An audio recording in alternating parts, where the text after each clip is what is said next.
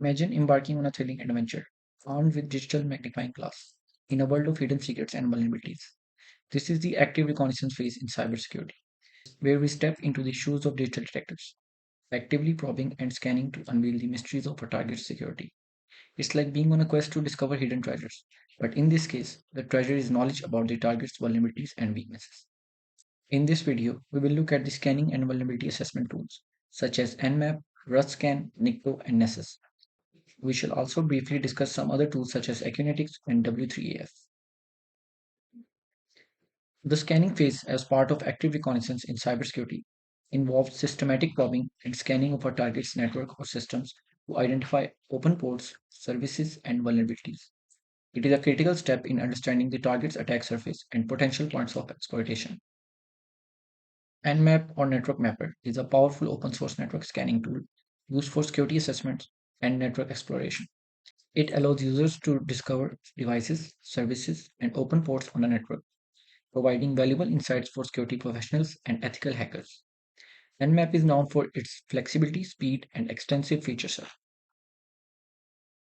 So this is a practical demonstration of Nmap. First of all, we're going to open a terminal and I'm going to maximize it. So first of all, we can do nmap -h to open the help section. So nmap is basically used for port scanning and host discovery. What that means is that uh, when we have a target or a set of targets, for example, a subnet or a collection of networks, we can use nmap to look for open ports, and also we can look for vulnerable services, and there's some other information, the key information we can also detect with nmap. Because this is an extensive tool, this is where you can see an all-in-one tool. It works in almost all situations when we're doing the port scanning. This is a must-know tool in penetration testing and cybersecurity, and not just for penetration testers or security analysts. It can come handy for network administrators. You can, if you're setting up a server, you can use nmap to check for open ports or vulnerable services. And one key reason nmap is used is also because of its script engine. Nmap has a collection of scripts, uh, customized and default scripts, which are written in Lua language, and those enable us to. Those scripts are divided into categories, and we can use different categories. For example, one save, exploit other categories to check for various vulnerabilities, various common or custom vulnerabilities. For example, Log4j is a popular one, Eternal Blue, and things like that. So we will look at the scripting engine briefly later in this video, but now we will start with nmap. We can also use man. First we will clear it. Okay, man nmap to get overview of the tool, and um, nmap has very handy examples explaining its common way to use nmap. So this is not only just this example not only describes the various common switches used by nmap, but also it has a scan output shown to us. This is the output of this command, and that way we can determine what kind of information nmap gives us. Scanme.nmap.org is given by nmap for if you want to test nmap for scanning. If you want to use nmap ethically, just want to test it, you can use this domain. There are also some vulnerable domains we will use in this section, in this course, in this video, but uh, we will try to keep it uh, as legal or as, you can say, stealthy as possible. I would recommend the students to read most of these switches and options in detail, but the key things of nmap, I will discuss those in this video. So first of all, if we just use nmap by default, it will on a target, it will scan the target, but it won't be stealthy. So basically, Nmap has two default modes. Uh, how Nmap works is that it does a TCP scan, and from our network, if we have networking background, which we should have for this course, is that whenever there's a TCP connection, it is formed on the basis of a three-way handshake. So we have a SYN packet, synchronization packet, then that SYN packet is acknowledged with SYNAC, and then we have acknowledgement packet. And after that acknowledgement is sent, the connection is formed. So Nmap will use the TCP handshake by default. But we can, but that won't be stealthy, of course, because our target will know who is making the connection. Because if you make a connection to the target, they know that you're connected to them. So there's also another way to use Nmap, and that is to use it with root permission sudo.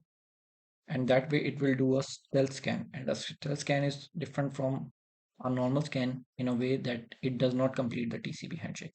It will send the same packet and it will be acknowledged, but then it will not respond. It will not give an acknowledgement. And that way won't form a connection with the target. And because we won't have a connection with the target, it will be less noisy and stealthy. So they're still getting the same packet, but because the connection is not formed, target in most cases doesn't know that we are scanning them. And when that is an important concept in scanning. Whenever we are doing a scan, we need to be as stealthy as possible. Not only does it uh, gives us a better chance in staying hidden and does not alert our target, but also it ensures that our scan results are accurate. Because you will, when you are stealthy, you are slow, you are meticulous, and that way you will have better chances to get detailed information about your target. So, okay, we will do sudo nmap. And first of all, I will uh, give you an example of a general uh, way to use nmap. So that is like one, for example, if you have a vulnerable machine, or if your target does not have a firewall or IDS intrusion detection system running on it, and you don't care about creating noise, for example, in a lab environment or something, you're testing something that there won't be any ethical implications about. You can use nmap, and we use the -a switch. So -a is like in the example we saw before in the help section. It covers three things. Basically, it covers OS detection, which stands for -o.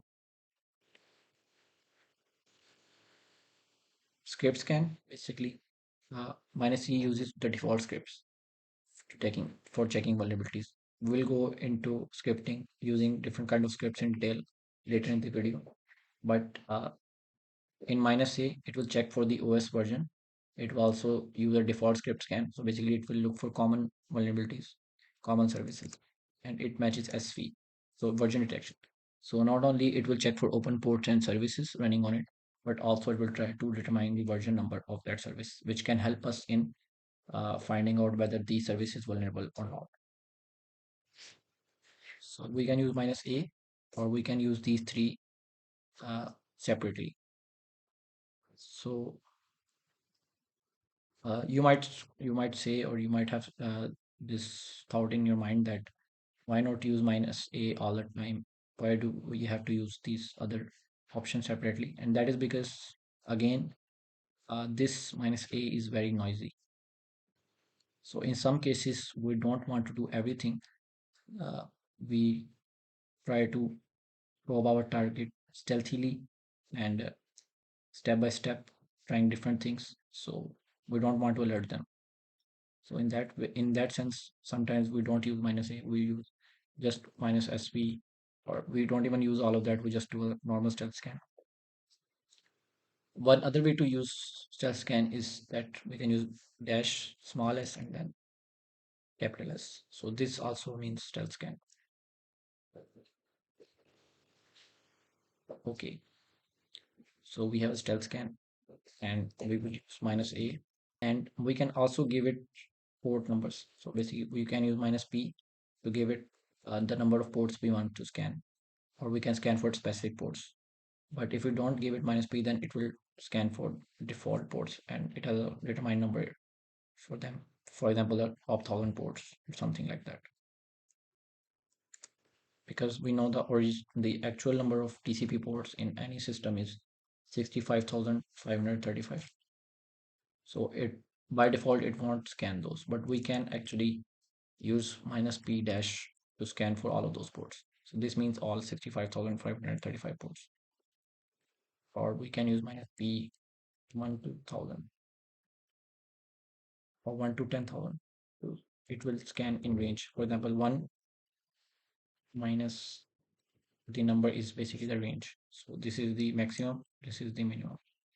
Or we can even scan for specific port. For example, for most targets have a web application running, so we can scan for port 80. Web servers run on port 80 by default, or 443. So we can specify certain ports by using this example. So we won't specify anything because this is just a basic example. So it will scan for the default top 1000 ports or something like that. And in most cases, it works just fine that way, because the more things we define, the more slow it will be and more noisy it will be. And then another thing very important is the timing option. So the T is range from 0 to 5, and what it means is that 0 is the most slower but most accurate, and 5 is the most fastest but more noisy, and it will there will be some chances that it might not give you accurate information, or the target might drop it before it can better sense of your target. So it is always recommended to use either T3 or T4. So in this case, we will use T4 because we are scanning a target which we know is there to be scanned. The map has allowed us for it completes. So this is just a basic way of doing the scan. We will improve our scanning and we will check some more targets. But now, for now, we will let it complete. So now our scan is complete. So first of all, Nmap by default does a ping scan. So it is telling us that the host is up. In some cases, some targets block IC packets which are used by the ping command. So in some cases, it might uh, drop our pings, and Nmap might not be able to tell us that the post is up. So we always have to take it with a grain of salt. Sometimes we know that our target is up, but they're just dropping our ICMP packets. And now it's showing us the IPv6 address, and now we have the port information. So it scanned for the top 1000 ports. It is saying us that 982 ports are closed. So it is showing us the other 18 ports. Port 9 is filtered. So Nmap has three different states it can show us. One is open, other is closed, and the third one is filtered. So open Nmap, in when we have open state, that means Nmap is sure that the service is running. Filtered means that the request is going, but we are not receiving a response. So there that can show us that there might be some firewall or intrusion detection system in place. The first two services, these are not important because these are not very common services. But 22 SSH is a very common service.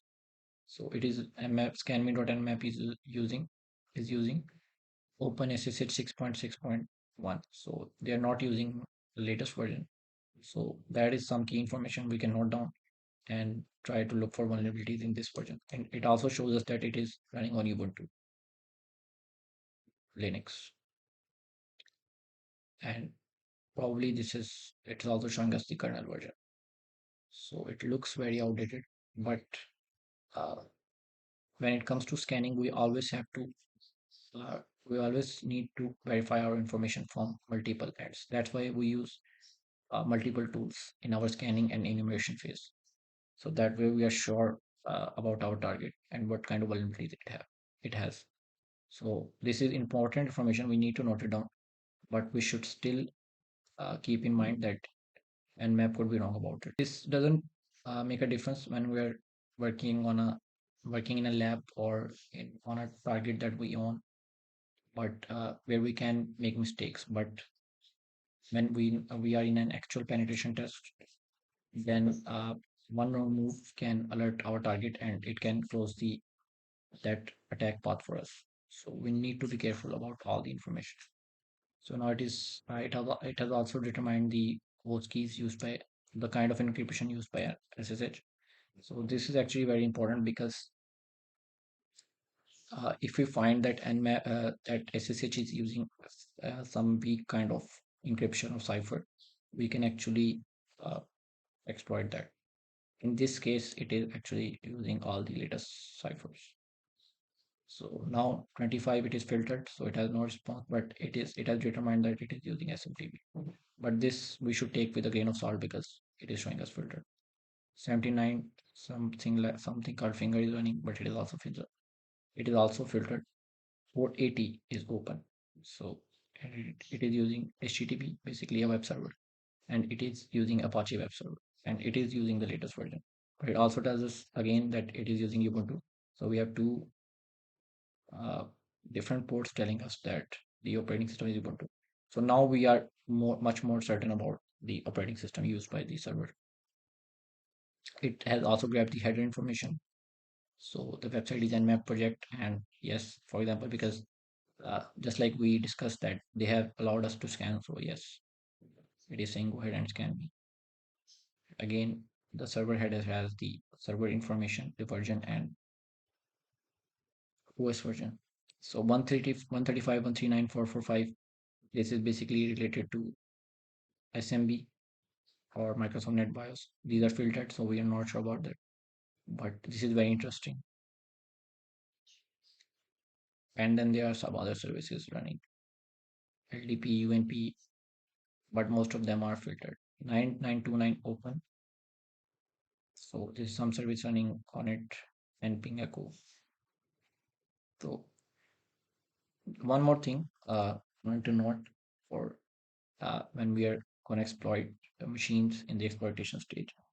Not every port, even if these were open, not every port will or every service will be vulnerable. So there's a thing called low-hanging fruit. So we always look for low-hanging fruits in when doing a penetration test or hacking our target. There are some services which are vulnerable uh, on a historical basis. We call them low-hanging fruits. So, for example, web server, HTTP or 443 HTTPS web server is most of the time extremely vulnerable. SSH is if the version is they are using the latest version or latest encryption key, it there is no point. Uh, there is no easy way to exploit it other than doing a brute force password attack. And just like that, SMB or NetBIOS is vulnerable historically. In this case, it is not showing that it is open port, so we can look at that in detail later. Not in this video, but if this was an actual penetration test, I would look at these services whether the ports are actually open or not, and what SMB version they are using. So SMB is basically used for file sharing in companies or in network domains. So it is very vulnerable. Uh, there was a popular attack MS17010, which was called Eternal Blue, which was basically an exploit developed by NSA, National Security Agency in America, and they actually hid it from Microsoft. And in my that was exploit that was a vulnerability in Microsoft Windows 7, 8, and 10. And some hackers hacked the NSA and they discovered the vulnerability, and then they used it. They used it in a ransomware which was very popular. That was called the WannaCry ransomware, and that ransomware was actually using this vulnerability to uh, propagate itself, and that was one of the most devastating cyber attacks in the world. So SMB is pretty vulnerable. So if these ports were open, that would be again that would be very interesting information for us to note down. So again, other than port 80 or 22, uh, we don't see any interesting information. And again, now it will try to determine the OS or so it's basically saying that the OS is running on VirtualBox or Chemo. So basically, it is virtualized. but it's just guessing that. And so basically, for port 80 for the web server, it did a trace route, and it is showing us the number of hops. So there are just 2 hops. So that was just a basic scan. Now we will try to improve our scan. Clear it. So instead of doing an aggressive scan, -A, we will try to be more stealthy. It will be slow, but it might be more effective.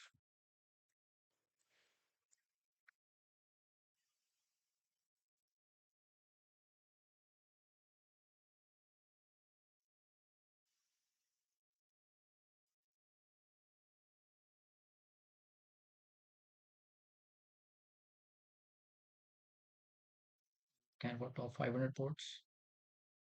We'll do a default script scan and version scan, and we are using 3 for the timing, which is, you can see the middle point. It will not be much slower, but won't be much faster also.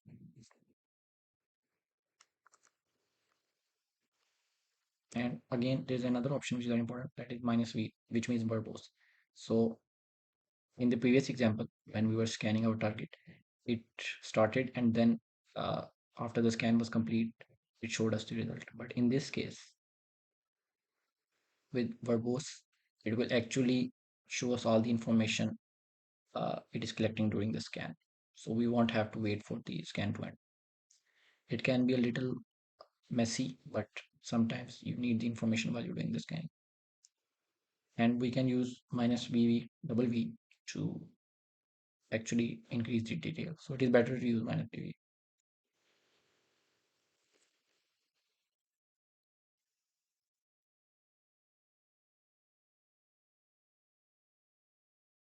And we can also actually save our output in a file instead of displaying it on screen. So the default is to use -ON. So basically, normal n means normal output. There are other options also. We can look at those in the manual section. So that is something I will leave to the students. So that is ON means normal file. I will call it. We'll give the name nmap.txt or nmap scan.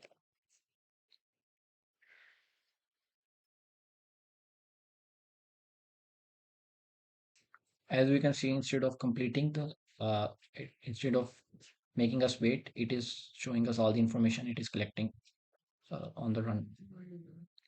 So instantly it has discovered the two ports, the two well-known ports, and as you can see, it is scanning for the top 500 which we defined.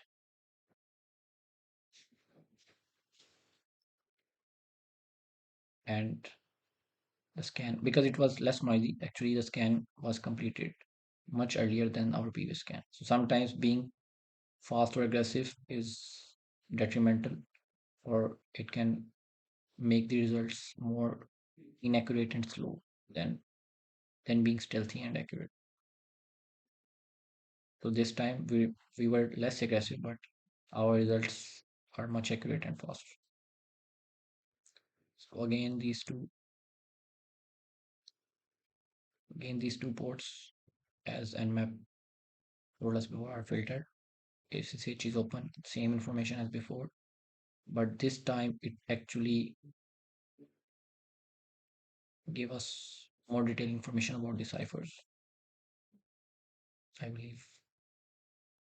And for example, in this port 80 scan, now it has also showed us the HTTP methods used by. And this is a great concept to know. Basically, HTTP technology has different type of headers, and those tell you what kind of things you can do on the web page. For example, we normally, when we connect to a web page, we use option get method to grab information from the page, and head is used to display header information, which it used to get this information.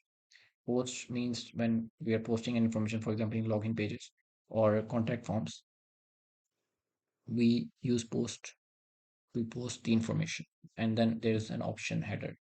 So sometimes there's also other options available, which some, for example, put, delete, and those are very scary because using put or delete, we can actually put malicious files or delete something from the server. That this is one important thing to be careful about when we are scanning a target. And again, all the other ports, it is showing us that those are filtered. And this time it is also telling us that there was no response. Like we discussed before, that filter means that the server is not responding to us. And now the scan was complete.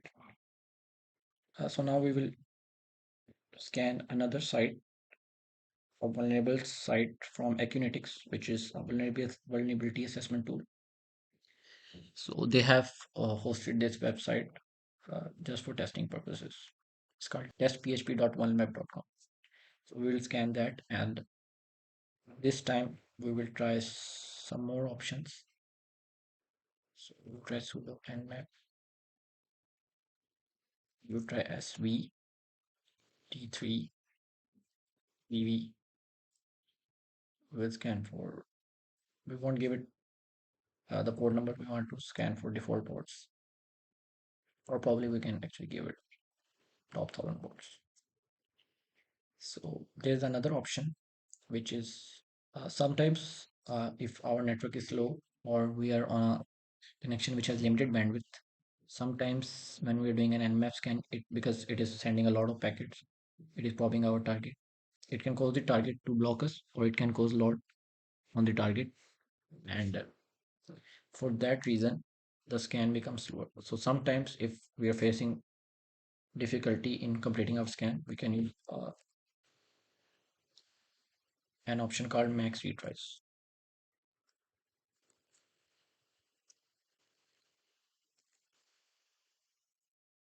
So normally it does 6 to 10 retries when it faces difficulty in popping the target.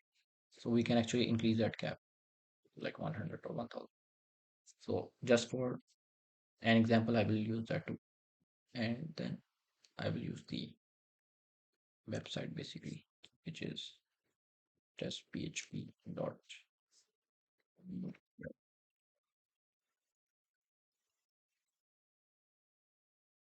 Again, I will save the output file. And we didn't look at the output file in the previous scan, but we will collectively look at both the output files and after this example is done.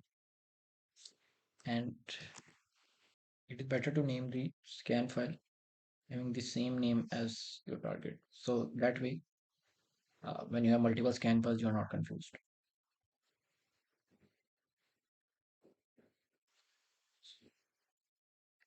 I will call it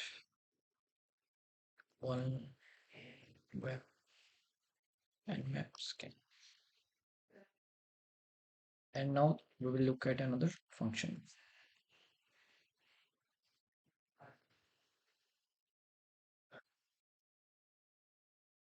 which we discussed before, but I said previously in the video that I will discuss that in detail, and that is basically the scripting engine.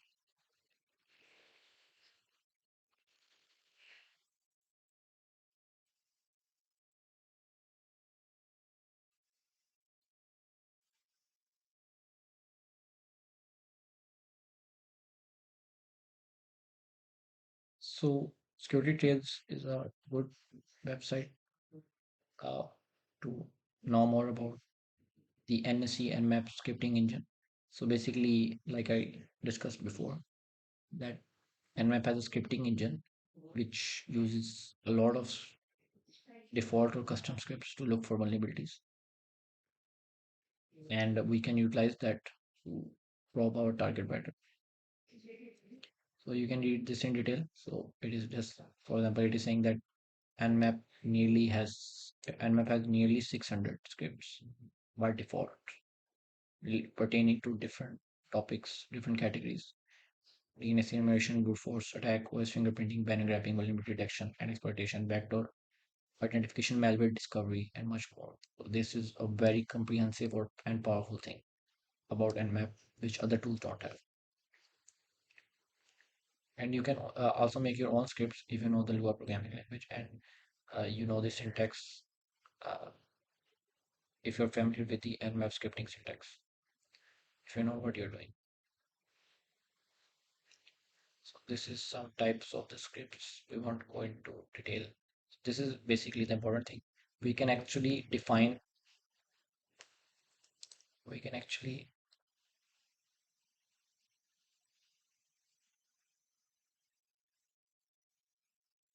the use the option script, and we can define a script category. So you can go to this URL and actually try, you can read the description for all these scripts to know what script is suitable for which kind of scanning. So but in this I won't go into detail. So in this example I will use the nmap vuln category, which is used for vulnerability detection and exploitation script. So it will scan like it normally scans the target, but it will look for common attack vectors in those applications that it founds.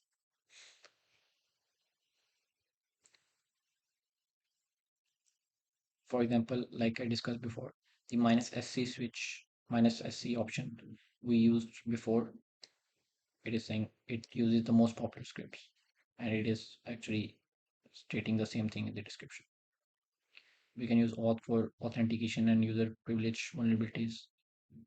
This is used for brute force attacks, for discovery, for denial of service, for exploits. So this is actually safe and non-intrusive noise. So if you're a network administrator, you can use this to just to test your server or your network in a safe or noisy manner if you're short on bandwidth or you don't want to be much noisy. So we will use the one script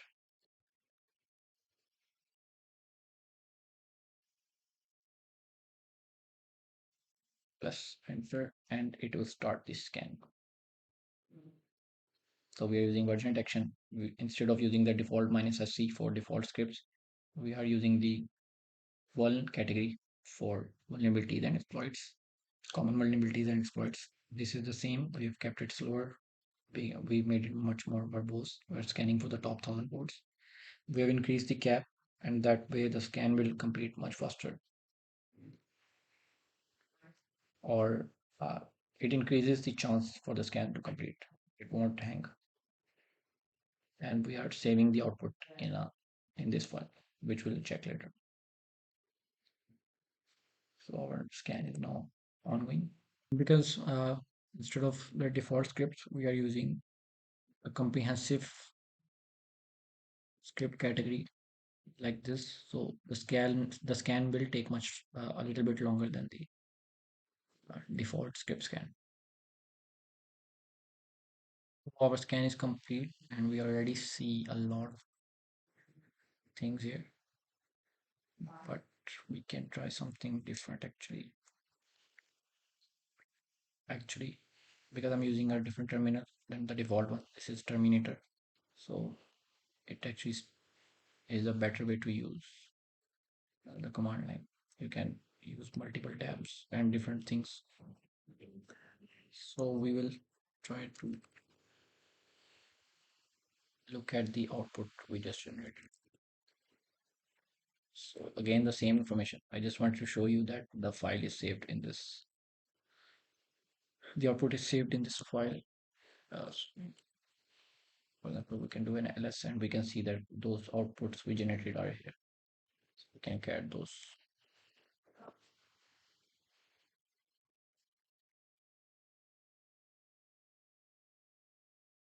I will close it. Unlike last time, this time it has ran 55, 150, 150 scripts for scanning. So that's why it took some more time. So now it shows us the information. So on this, because this time our target was different, it has shown us that port 80 is open and it is using Nginx web server. Nginx is an advanced web server and reverse proxy. So it is using that, and it will take this version. So we can look for vulnerabilities in that version if they are available.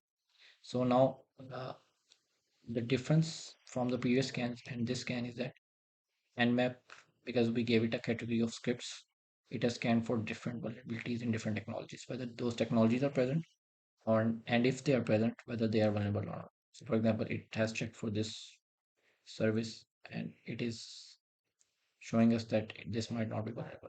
And then it looked for WordPress installation. WordPress is a very popular CMS, content management system, used by web developers. So it is the most widely used CMS in the world. So it is always good to check for that. And most WordPress installations are not up to date, so those can be a good target to exploit. So it couldn't find a WordPress installation, and it is actually showing us a vulnerability. So it is telling us that HTTP, this web server, is vulnerable to cross-domain policy, and it is giving us information about the vulnerability also. So that is also another good thing about Nmap, and it is showing us that it determined that from this XML file, which is present on this domain, and it has also displayed the information of that XML file. So we can actually look into that. And if we want to know more about the vulnerability, we can look at these references it has given us. So there are very popular references. For example, this is from Adobe OWASP. Reconnaissance itself has this. So because this is a vulnerable website, so they have deliberately placed it in here for testing and for students to increase their or students or penetration testers to increase their knowledge about different vulnerabilities. And now it is checking for CSRF, which is a very popular vulnerability from OWASP top 10.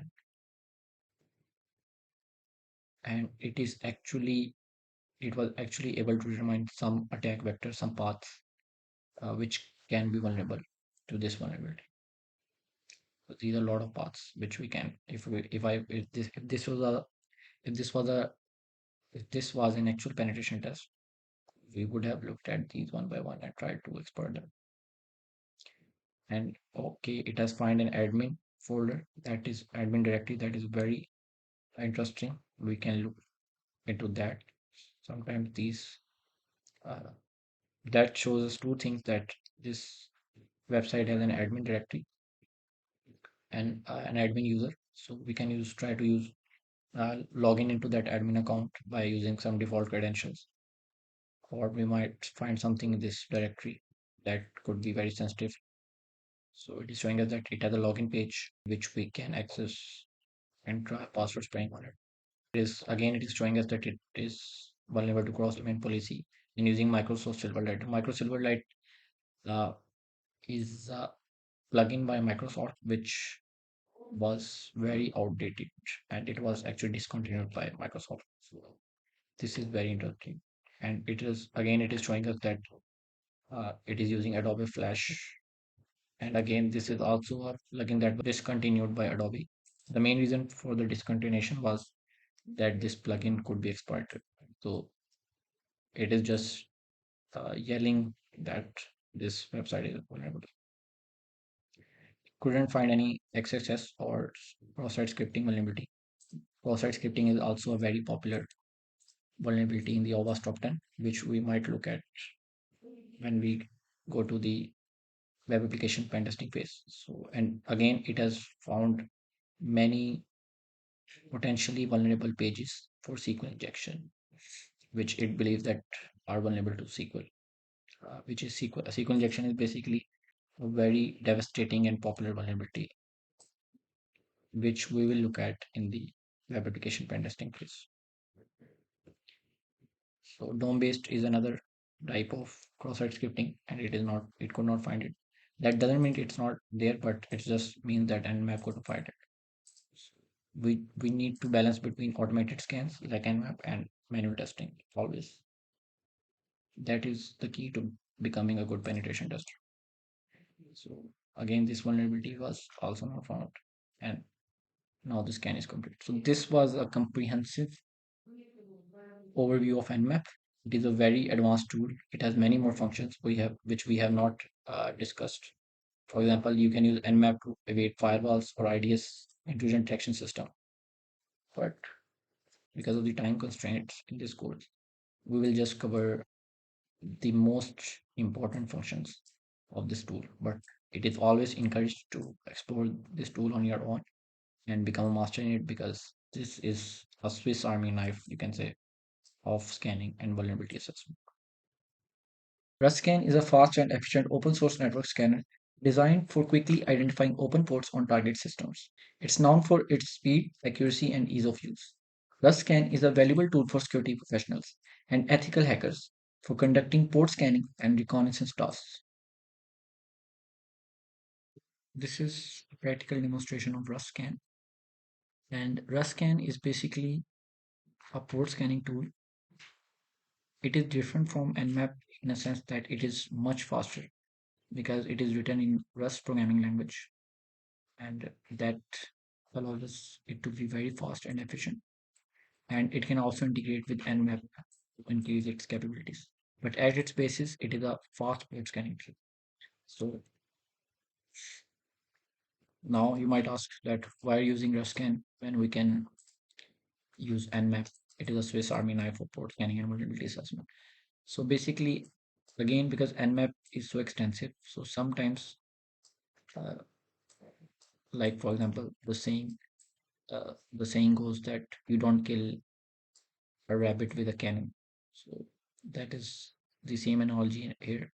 So sometimes we just need to, when we're scanning our target first, we just need to look for open ports, and then we can probe them and look for vulnerable services and exploit. We can exploit them. We can use RustScan to look for open ports, and then we can use Nmap to probe them. And for example, if there's a firewall or intrusion detection system in place, we can evade that. And we can do many more things with, we can use a comprehensive script scan, look for vulnerabilities in those open ports. But in the first phase, if we are just looking for the open ports and scanning the target, we can get better results with RustScan. And again, we can integrate RustScan with Nmap. So this tool is just uh, this tool is designed to actually complement Nmap. Now we'll go to look for RustScan. It is not available in Kali by default. That might change in future Kali versions, but for now, this is how we can install RustScan in our Kali Linux. So we go to their GitHub page and we can use a Docker installation, but there's also default documentation for Kali Linux. So basically, they have a .deb file which we can use to install RustScan on our Debian or Kali installation with the help of dpkg Debian package tool. So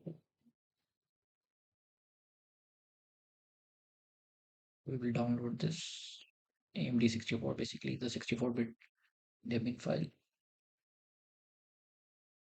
and we have it downloaded, and that is in our download folders. So I will go to the, okay, we have the RustScan installation file in our download folder.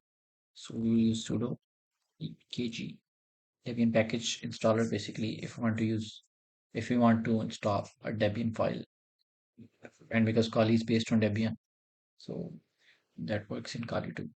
We can use dpkg minus -i for installation. We give it the part downloads and scan. Press enter. We give it password, and it has installed RustScan.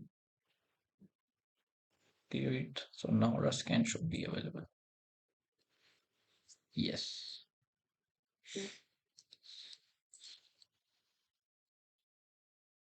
Now we will look at an example of RustScan. We can use RustScan sh, look for options. So this is not as comprehensive as Nmap, but because it is used with Nmap, used to complement Nmap. So it does not need to be actually comprehensive. So for example, it as it states here that it can be used with Nmap.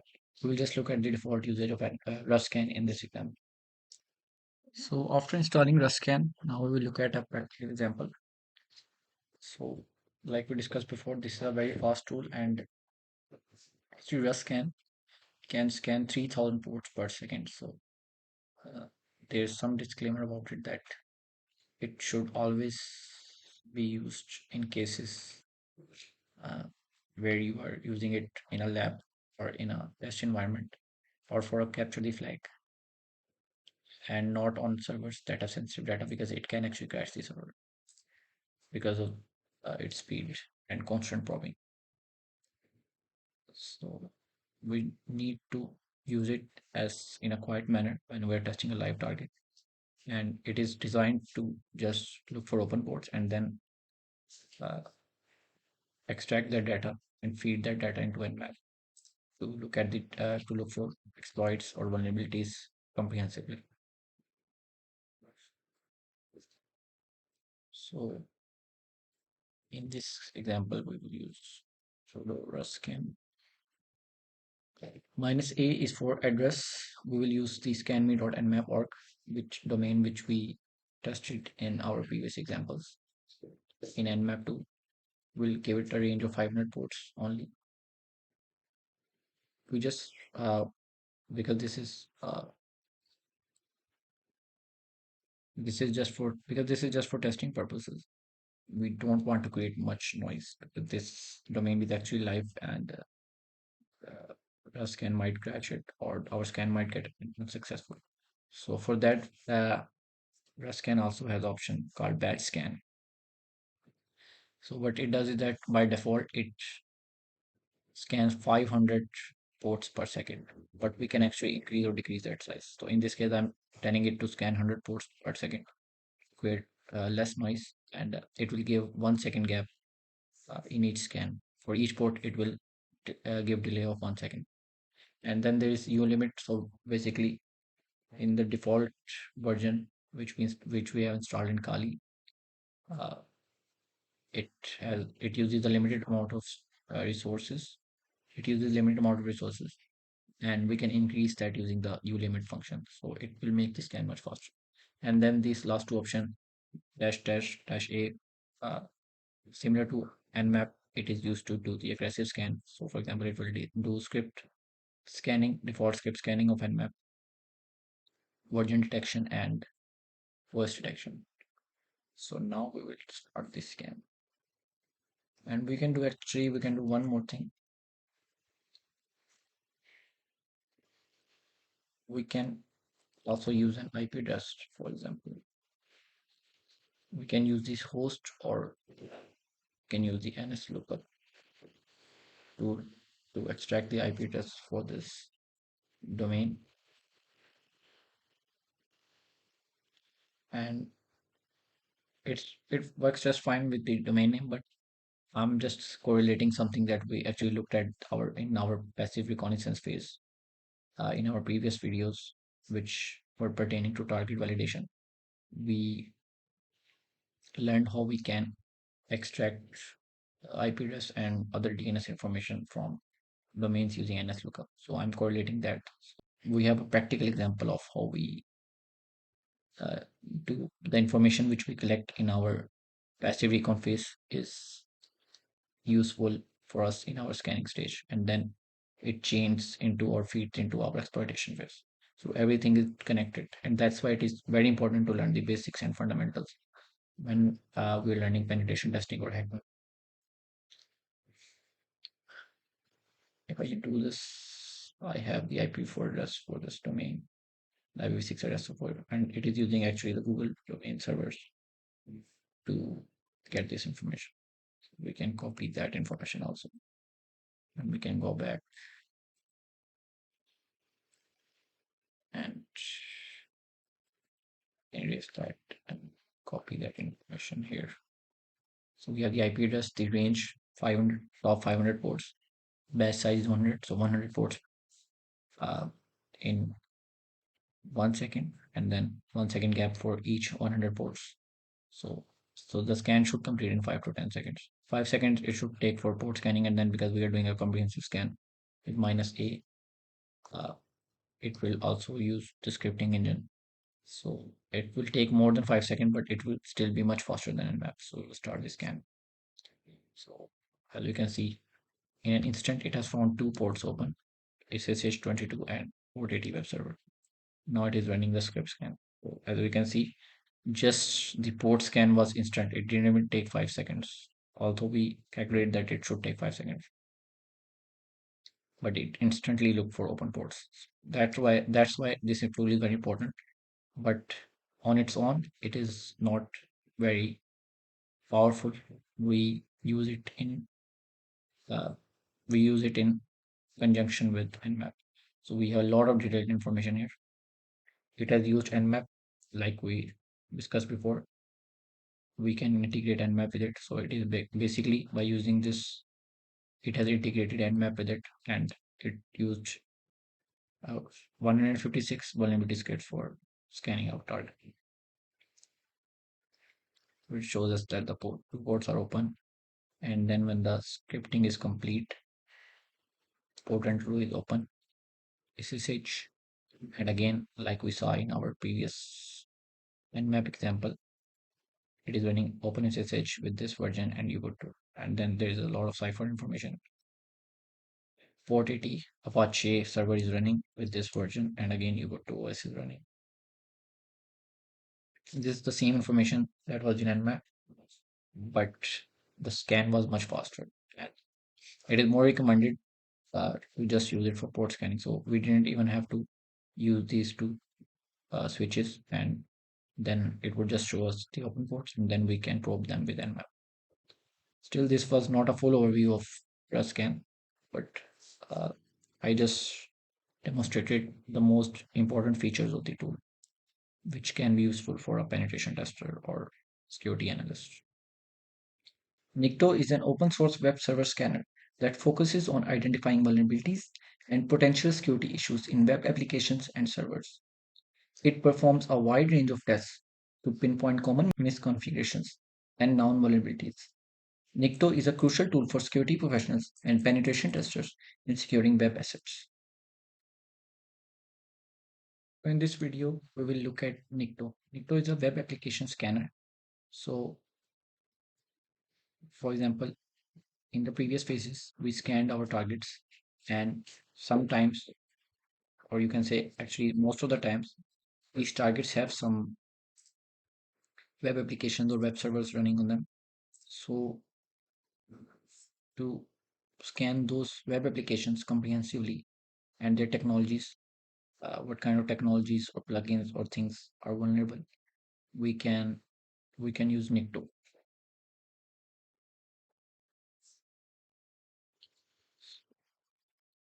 Just like with other tools, we can press Nikto enter, and it will show us the all the details about this tool. And it is a comprehensive tool, but in this example, we will just cover it briefly, and we can actually there is a lot of great things about this tool, which I will urge the students to look at uh, in their own time, because every tool uh, is a world of its own. So we cannot, I cannot cover all of the tools comprehensively in this short course, but uh, it is always good to uh, learn the basics and then increase your knowledge about the tool by using it, and using it in different situations and learning by experience. So the main use of Nikto is to use the Nikto command, and then we can give it multiple URLs with minus URL plus command, or minus host or minus h. So we will clear it. We will Nikto minus host, and we will test it. Test php.one web. domain. So this is a simple way to use Nikto, and most of the time it will give you results with this command. And again, I will emphasize on the usage of Nikto that it is just a web application scanner. So unlike Nmap or a scan, it won't probe other services. It will just if a web server is present or a web application is running on the target, it will just probe it. But that is also a specialty of Nikto in a sense that it will look at the web application comprehensively. So when you're dealing with web applications, it is good to use this tool. And again, all of these tools which we use, popular tools, uh, all of these tools have some heuristics, some patterns, because as time goes on, the as the tools grow old, organizations devise different ways to evade them or counter them. So that is the case with Nikto also, as uh, it is a industry standard tool and it is quite a well-known tool nowadays. So many websites tend to block it or at least try to stop it in its tracks. So the scans are slower. So that was the disclaimer. Okay, now we will test the domain. Nikto minus host and our domain. So the scan has started, and again, like in our Nmap example, when we tested it, when we tested this domain, we found out that it was running in Nginx server and the version was the same. So it has showed us the same information. So again, which something I talked about in the Nmap section, that we always need to verify the output given to us by our scanning tools. Using multiple and different kind of tools also help us in verifying that information. So now we are much more certain that this is using Nginx and this version of Nginx. And it has also found another information that was not found by Nmap is, and that is that it is using PHP and it is using version 5.6. And this seems to be an outdated version. So if I was doing a web application test, I would look into that. It is using Ubuntu, but also has given us the version that it is using 20.04. Uh, and basically Ubuntu 20.04 was focal fossa, and the current version running, the long-term release version is basically 22.04 Jammy Jellyfish. So this is not much outdated. This version is still in the long-term release. It will receive updates till 2025. So this might not be vulnerable. But again, when we have the information from our scans, we can research about those things and we can know our target better. And this is the key information. It is telling us that click checking is a vulnerability from the OWASP top 10 vulnerabilities. It was a very crucial vulnerability. So it is telling us that mitigation for that vulnerability is not present. It is also giving us the reference about the X-frame header that should be present to mitigate that vulnerability. And it is also telling us that this header is also not present. And what it does is that this allows the user to render the content side in a different version to the MIME type. So this is another vulnerability which can be exploited, which can be potentially exploited on this domain. And again, some key information that we found that was found by Nmap 2, and it is also uh, giving us the same information here, the Nicto tool, that it is uh, vulnerable to cross-domain policy vulnerability. So basically, it is telling us that this website has some outdated plugins related to Adobe and Silverlight, which we can exploit. And again, something I talked before is that Nick is most time the scan before completing it is detected and dropped. So most of the cases Nikto is unable to do a comprehensive scan, especially when you are doing it on live targets. It's not the same case when we're doing capture the flag or in a lab environment. Nikto gives us better results, but it's still a good tool to use in scanning phase. So the scan has terminated and this was the output. So it gave us some key information. That was just a brief overview of NICTO. I'll encourage the students to look at this tool further. It is always important to not just focus on a certain tool. Penetration testing or hacking or cybersecurity is not about a single tool, but it is about learning the fundamentals and how things work. And then tools are just your weapons, and the weapon can change, but your mastery will determine whether you are a good hacker or not. So that was all for NICTO. The vulnerability assessment phase, an integral part of active reconnaissance, focuses on identifying and evaluating known vulnerabilities and weaknesses within the target system or network.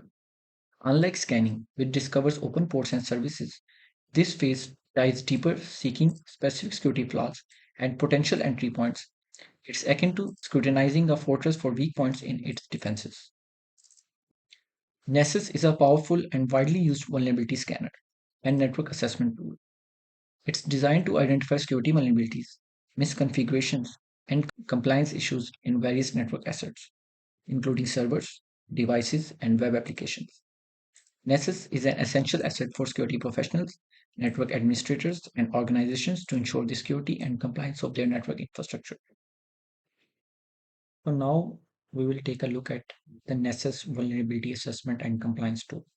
So Nessus is a comprehensive tool, and first of all, we'll have to register the tool. And for beginners and for testing purposes, we will use the trial version. And in this page, we are seeing the difference between the trial version and the paid version. And the paid version is very expensive, but for corporations, it is very effective too. So we will use the 7-day trial, and for that we need to register it. So we will just use a test. We will use test credentials for registration. This is our fake test email, which we are using to register it. You can use any information here. Uh, we will use a dummy phone number, and all of this information is just for testing purposes.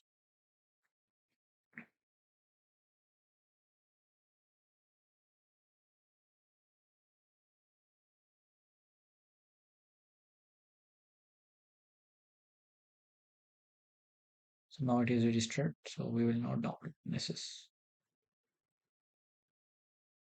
It will take some time to start downloading. So now the download page is open. So we will download, and because we are going to install it on Kali, we will download the setup for Kali Latex, which is based on Debian. So we will download Nessus for Debian 64. It will take some time to download, so we'll let it finish. The installer is very small, but once it downloads the plugins, it takes a lot of time. So we'll set up Nessus tool again, like we discussed in the first scan tutorial. We will use dpkg for Debian packages, and we will install Nessus on our Kali machine.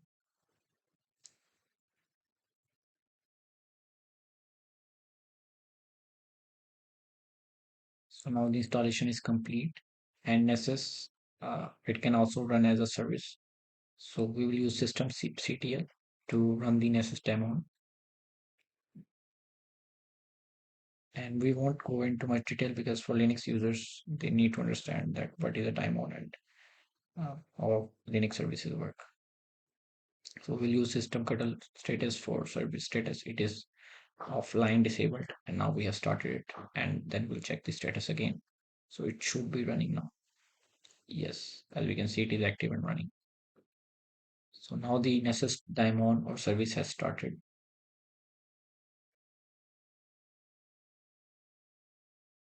Now we go to the host address given by the installer, and after we open this, Nessus will be available in our localhost.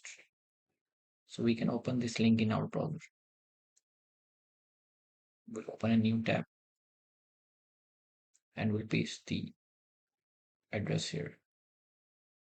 So it doesn't have an SSL certificate, so we need to accept the risk and continue. It will take some time to initialize. This is just a fast forward of the setup process. We can register it offline. We have already registered it, so we'll continue. We'll use Nessus professional version trial.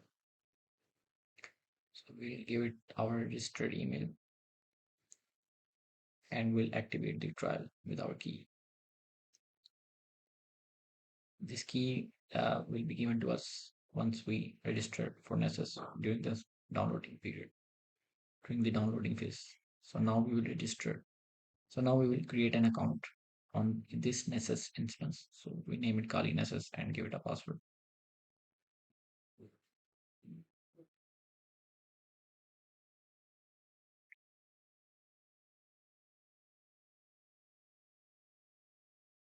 And the setup is complete. We will let the download plugins download, and then we when it once it's finished, we will have the main homepage of Nessus. So this is the main page, and this portion is very important.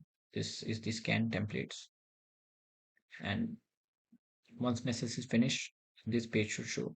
So first of all, we have host discovery. This is just like Nmap. We can scan for different open ports. And once we are done, we can look for vulnerabilities. And that is what makes Nessus very different and very powerful. So we can do a basic network scan. It will look for recommended vulnerabilities. We can do an advanced scan. This is very important. An advanced dynamic scan. And this use the plugins of our choice. But the main thing is the advanced scan, which we'll use in this demonstration, which is a comprehensive scan we can adjust to our liking. And then there are different predefined scans like malware scan, mobile device scan. This is only available in paid versions. So there are different scans for different use cases. We have scans for web applications, credentials, Spectre Meltdown, which was a crucial vulnerability in Intel processors, and WannaCry ransomware, which was very popular. We discussed that in our tutorial. You can scan for Log4j, Active Directory. So, and then there's also the compliance scan. We can do different compliance audits for different standards. For example, PCI DSS, which is the payment card industry standard used in finance, fintech, or finance industry and banks. So that is what makes Nessus very powerful and different. It's a one all-in-one tool for vulnerability assessment and compliance. You can look for open ports. You can do compliance audits, and you can do comprehensive scans for vulnerabilities. So we will now start with our advanced scan. We'll name it test PHP. Don't need to give it a description. We'll save it in a my scans folder, which we can see on the left side. And now we need to give it the target test php.vulnweb.com domain. And there are just some other options we can look at. We can schedule scan. We can set up an SMTP server to send us emails. Different we can look for different scan settings. For example, ping methods for host discovery, scan for UDP, and port scanning method. We can scan for UDP ports also. So this is just a brief overview of this. We can tamper with our service discovery setting, and we can also tinker with the assessment settings. We can actually modify it to suit our needs for our particular kind of vulnerability assessment. And then there are some general settings which we can take a look at. And for example, if we are doing vulnerability assessment scan, so there are some services which require some credentials. For example, SSH, SNMP, Windows. So we can also add credentials. So Nmap. So Nessus can scan them without any hindrance. We can give the username. If it's using public private key encryption, we can add the private key file. We can use the passphrase. Same thing in Windows. We can give it credentials and for SNMP also for network monitoring. And then we also have the compliance settings. We can modify it for different compliance requirements. We can tinker with plugins. We can add more plugins or deduct some plugins from the scan. So now we will just save the scan setting. And now we need to, when we open it, we need to launch it uh, to make it run. So we will launch the scan and it is not running. So it will start looking for vulnerabilities. And generally, how NSS work is that we start different scans and we can run scans in parallel with each other, and it will try to determine different vulnerabilities from info to low to medium to critical. So now we have a use case in which we will uh, we have a vulnerable network in our lab, and we will test. We will do a advanced scan on our vulnerable lab network. So basically, we have a lab, test lab, and we're gonna do advanced scan on that lab. So this is the IP of the lab: 192.168.43.232, and we're gonna scan the whole subnet because there are multiple systems, multiple machines in this lab. So we're gonna start the advanced scan of this,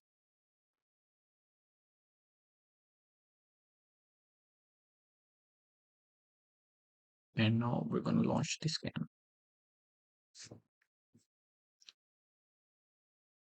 And now we will let Nessus finish the scans. So it is running the scan in parallel. We can look at different scans. For example, this test PHP scan, it is only 4% done. And it has found two vulnerabilities, which are just info vulnerabilities. So as you can see at the left side, it shows info to critical vulnerabilities. So we will, and now we go to the network scan, and as we actually have 5 machines in our subnet. So yes, it is scanning all of those, and it has scanned some machines more than the other. So on some machines, as we can see that some the scan is done 100%, and it has already found 30 vulnerabilities. So we will let it complete. And as you can see, it has found most of the vulnerabilities are info, but it has found a medium vulnerability in uh, the 192.168.43.232 machine. So we'll take a look at different vulnerabilities. As you guys would have realized that, and Nessus is very comprehensive. Everything is verbose, everything is detailed. It just doesn't leave anything out there. So we're going to look around the different vulnerabilities. For example, this SQLite local detection. So it is showing that SQLite is running on this machine and it is Linux.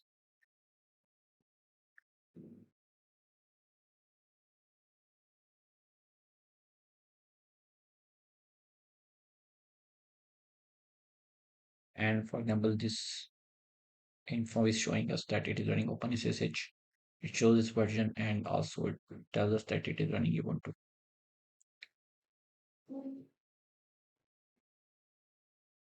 So now we're going to take a look at the medium vulnerability.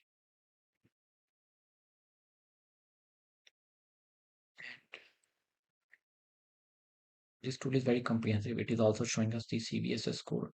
So it shows us detailed information about the vulnerability. SSL certificate not found. It shows us the references, its description, and what was the output from which it determined. So it is saying us that the SSL certificate is not proper. And that is expected in a lab environment. But that could be impactful in an actual production environment. So that's why it's a medium vulnerability. And it has found multiple vulnerabilities on another machine. And as you can see, the scan is complete for all machines. So it has found most of the vulnerabilities are info, and it has found only 3 medium vulnerabilities. And now we're going to generate a report, and that is a great function of SS. Without uh, it can automatically generate a pen test report, a vulnerability assessment report on the host, and it has different types. For example, we can generate a report based on different extensions or different types. Top 10 vulnerabilities, complete list vulnerabilities by host, but we're going to generate a report on detailed vulnerabilities by host, and it should be HTML. That is recommended. We can also generate PDF and CSV. So now we have our HTML report, which we can open, and because this is trial, so that is why it is showing a watermark. But as we can see, this is a comprehensive report for all of our machines.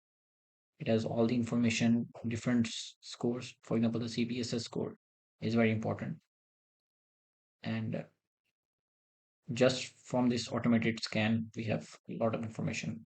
For example, in this example, it is showing us that it has determined that this machine is running Apache web server. This is all just info, but some of these things can be very impactful or can help us in our manual penetration test. So just from an automated scan, we can get a lot of information about our targets. That is why vulnerability assessment is very powerful and very important. So it has determined that one of the hosts was running Kali, which is basically our own host machine. We are running Nessus on. One machine is running the Hive web server, and it has Apache web server 2.4 on Ubuntu. So just with Nessus, just like Nmap, it can help us in our penetration test by giving us a lot of information, which we can use for the penetration testing.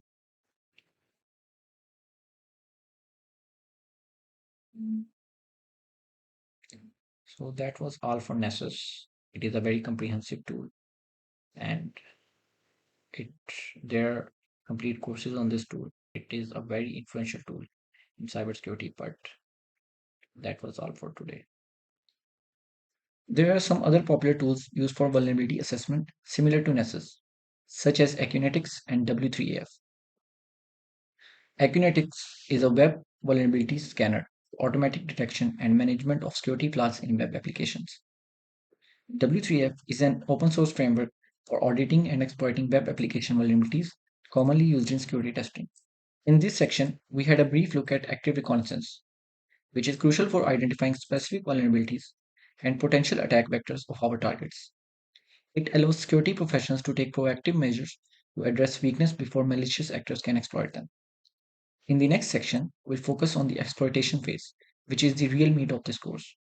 We'll hack actual vulnerable machines, of course, within a lab because of ethical implications. This next section is going to be really interesting, and I cannot wait to jump into it. So you should look forward to it too. Happy hacking. See you on the other side.